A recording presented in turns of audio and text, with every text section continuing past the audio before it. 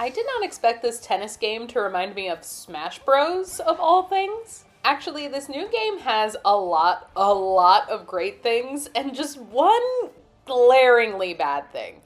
It's no secret that us Switch 2 adopters are gonna be a bit starved for big Nintendo content for a little while.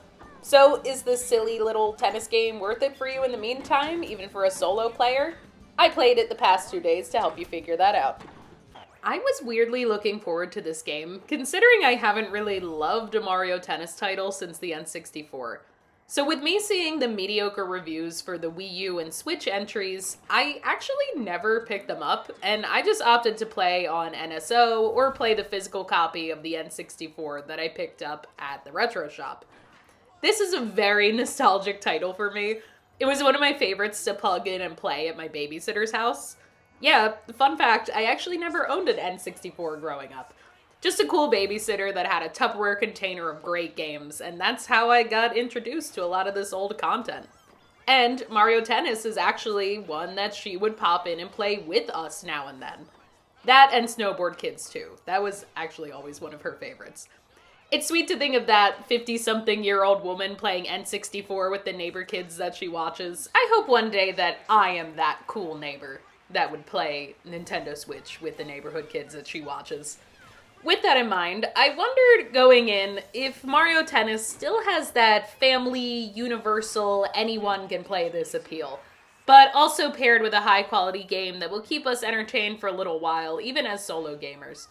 I really praised Kirby Air Riders for having great local multiplayer because I feel like sometimes local multiplayer feels like a bit of a lost art.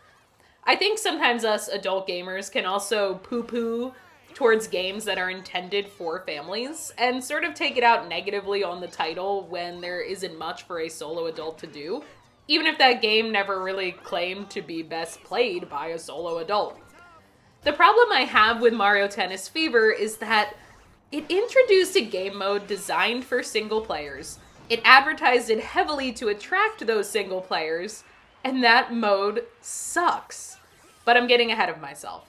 I'm really happy to report that the local multiplayer on Fever is just as fun and addicting as Kirby Air Riders. The Fever rackets keep things just the right level of chaotic, and it was a brilliant choice to allow either player to benefit from someone else's power-up. Unlike the Final Smash and Smash Bros., it doesn't always feel like an automatic point when you activate it. You need to be careful that your opponent doesn't lob it back at you. And also, when you activate your Fever racket, your character automatically goes a little bit out of control and chases after it. So, my husband and I actually found ourselves at times activating it during a bad shot and losing control of our character and just totally mucking the whole thing up. I really like that. You need to be more strategic and be on your toes. The special modes allow you and whoever your gaming buddy is to change things up. So my husband and I really found ourselves super glued to the Racket Factory setting, which spawns random Fever rackets onto the field as a reward for hitting certain tiles. That was an absolute standout for us, and it was a chance for a little bit of extra chaos and for randomized Fever rackets. An option that was weirdly kept off of the standard game. I hope they patch that in later. I have a minor complaint that I do think you unlock things here a bit too fast. I don't know, make it a little harder to get all the new characters and the rackets. I'm not sure why Nintendo is speedrunning all the unlockables lately. It's also not a difficult game to learn, and I don't mean that in like it's a stupid easy game or anything, but with a bit of reading and practice, you start to get a hang of the different shots and when you should use them. And even if you don't want to learn all that or have guests over that just aren't going to want to learn all that, you really could get by and still have fun just using the A button. With that in mind, this is a great family game. I think your little kids, older kids, teens, and parents are going to find themselves having fun without there being a harsh learning curve. If you have kids, they're going to have a blast with this one. I'd buy it for them in a heartbeat. Or my fellow childless cat ladies, it's a great date night game or a lazy weekend game. Somehow it really does manage to please both crowds. I tried the online multiplayer as well, and I found it to be nice and zippy. It was quick and easy to jump into a few rooms, play a quick few rounds with people online. Actually, special shout out to a 40-year-old gamer over here. If somehow you're watching, I enjoyed our little 2 out of 3 relay. I'm not some kind of Mario Tennis ace over here, so I wasn't expecting to get completely decimated, but I was also expecting to not do particularly well. But I wouldn't say I struggled to keep up online. I won a few, I lost a few. Though the next day, I feel like I got creamed immediately, especially in ranked mode. Oh my god. People were clearly just becoming Mario Tennis whizzes overnight. But not much to say about the online other than that it's solid, which makes it a great option for someone that is playing by themselves. I'm seeing some early discourse on Reddit and YouTube about how this game just doesn't have much for a single player to invest in, and I really don't agree. I think if you're someone that has fun with Smash Bros. By yourself, you'll have fun with this one by yourself too. The solo content is pretty similar in that your options are quick matches, special modes, a relay of individual matches working towards a big boss at the end, or online play. Though you're a lot less likely to just get decimated by a 12-year-old Japanese child as soon as you hit the stage. And the replay value comes with trying new characters, new environments, and CPU difficulties. I really liked the tower mode. I thought it was fun. Both my husband and I ended up in our own solo playing sessions at different points, and actually, as I record this, he is playing through a tournament in the other room. And we found ourselves sucked in against the computers, trying out new characters, rackets, courts, jumping between singles and doubles. Like I said, I really enjoyed the towers, and I appreciated that you can save in the middle of a challenge and come back. It's a small thing, but it's very player-friendly. Sometimes you gotta stop and eat dinner, or walk the dog, or go out somewhere.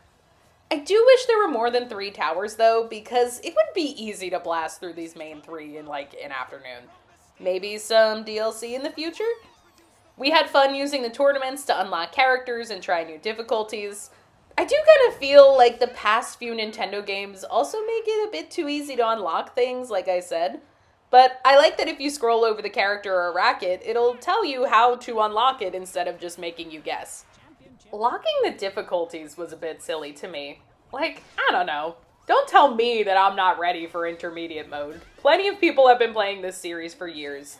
And which now, sadly, leads me to the bad thing.